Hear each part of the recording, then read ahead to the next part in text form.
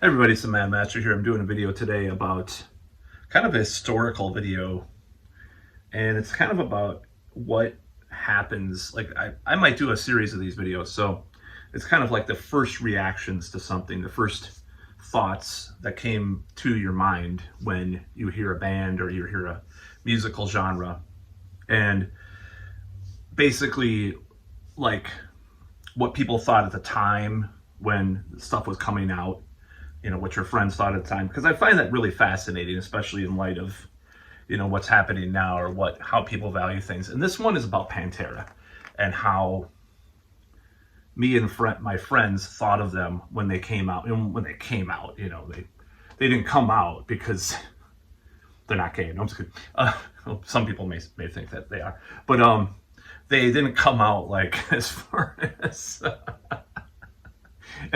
like they were already out. They already had 4 albums, when Cowboys from Hell came out.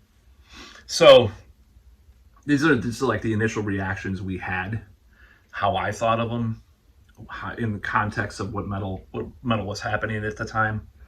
And I just thought it would be the interesting thing to go back to. And I'm going to do this probably for 5 or 6 different genres or bands. I just feel like it's a good historical context to look at.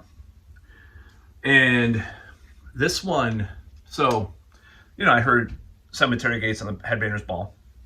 You heard Cowboys from Hell, and what was the other song? Psycho Holiday, those 3 videos. I thought it was pretty cool. I thought it was kind of thrashy, I didn't have any Pantera for a long time. I mean, you're a kid, you're poor. You have lunch money or allowance. You don't have money to buy CDs or tapes. I don't even think I had CD player when I first heard him, actually. So I just had a tape player and record player. So this is a long time ago. So because I'm old, despite me looking younger. I'm just kidding. I don't know how long. I don't really care how old or young I look. So, anyways, so you just have this kind of thought on what you think of Pantera. You're like, it's okay, it's decent. I wasn't like totally in love with it or anything, but I did like Cemetery Gates a lot because I like those kinds of songs. And then I made friends with this guy in high school. He was my best friend, at the time. And he got some of those albums, that I think Vulgar Display came out, and I liked it. I had a dub of it. I don't remember listening to it a bunch because I think by that time, this is what had happened, okay?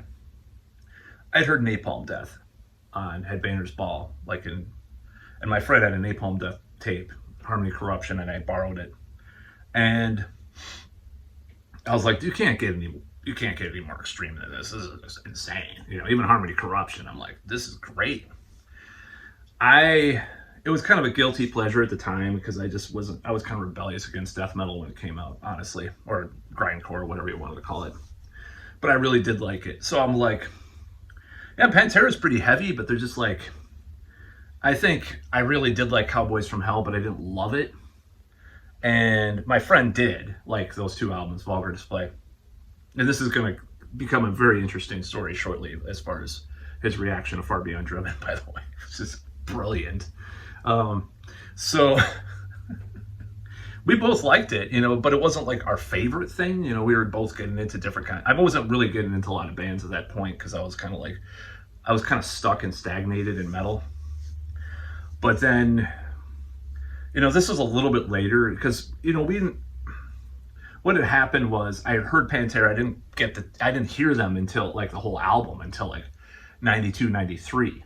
So I had heard Napalm Death and I was like, this is just like what was in my head. Like people were saying like Pantera is super heavy. I'm like, yeah, they're pretty heavy, but Napalm Death, man. Oh my God. And like, like you were trying to get heavier. People were getting heavier and heavier. And I did like Pantera. I liked Cowboys quite a bit, but I didn't love it. Like the second half, I didn't like at the time. Like I thought it kind of got a little too long. Those were the eras of long album CDs where I just threw a lot of songs on there.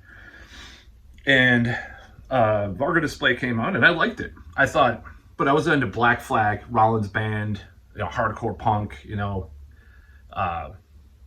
I'd heard some of these, I heard a lot of that stuff. I was like, well, you know, he's kind of trying to do this Rollins thing. This now, you know, he had the shaved thing. Phil Anselmo.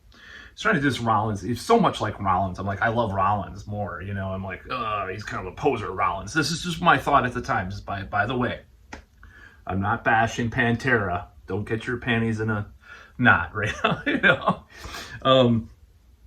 So I kind of like had those thoughts about Pantera at the time. So I was like, okay, I do like it. I had a dub from Vulgar Display at that point, you know, and I liked it. I listened to the first half. It was usually the first half of those Pantera albums for some reason. Like, it's not as bad as like Meshuggah or Fear Factory, where you just listen to 2 or 3 songs and you turn it off. I'm just like, that's just my thought, you know, or not Pantera, Fear Factory, Meshuggah and Fear Factory. I said, or did I say that? Yeah, I think it was like you listen, except for the first Fear Factory, which had more death metal. And so I listened to those albums and I liked them. I had dubs, you know.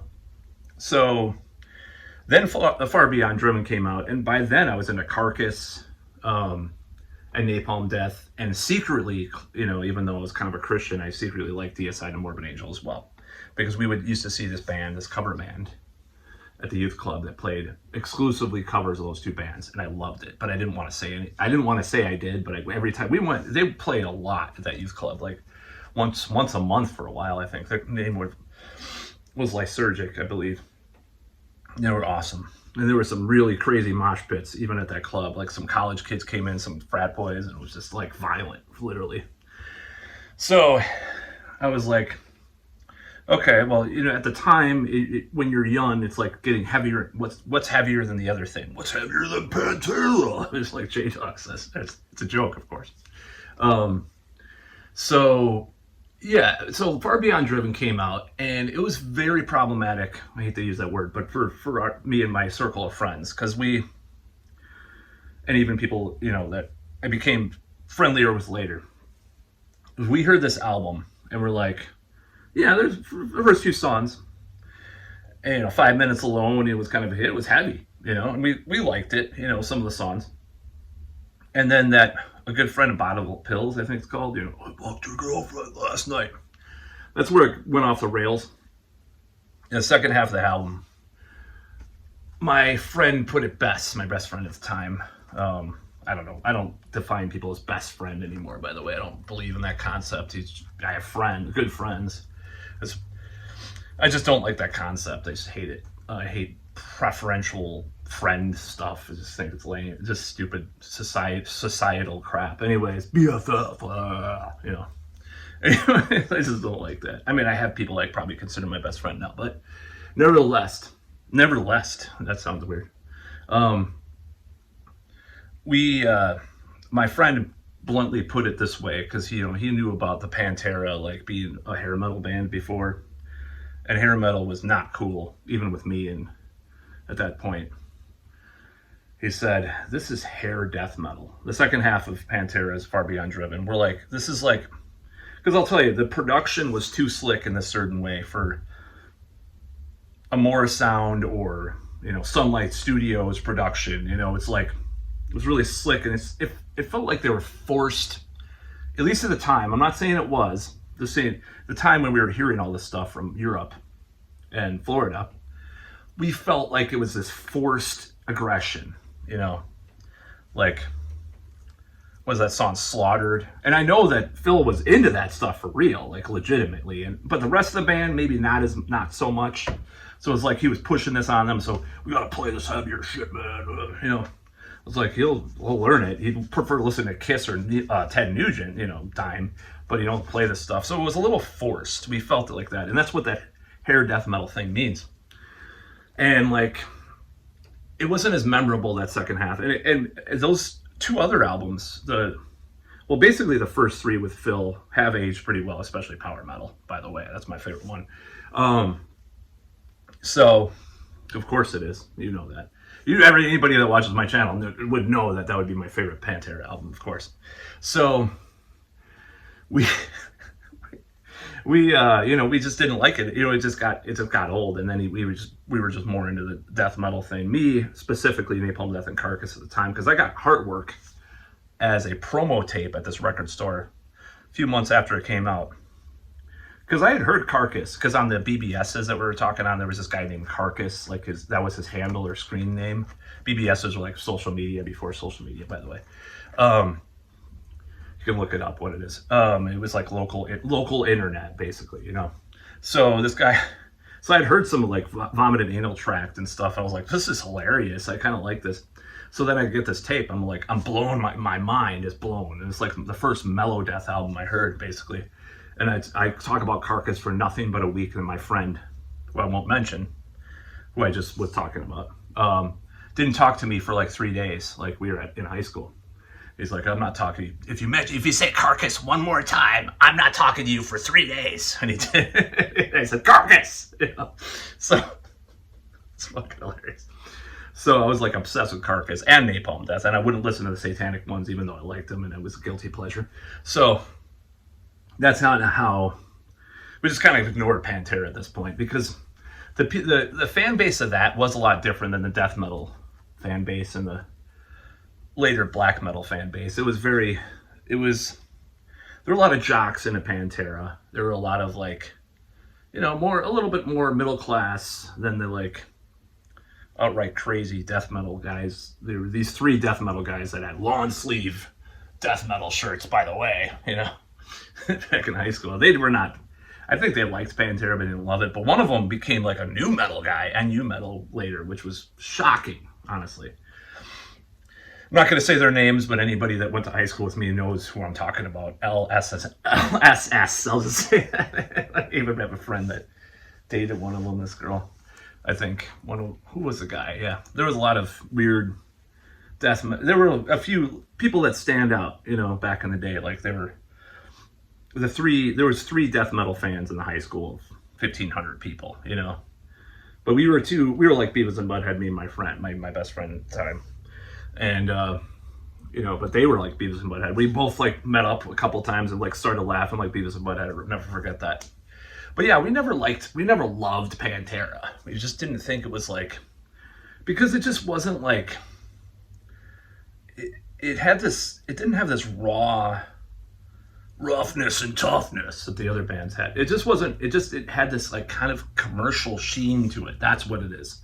This commercial sheen that we thought at the time was on purpose, but maybe it was just the production values were higher, and we just didn't have this like love, but we did like it. We didn't love it like a lot of people did later.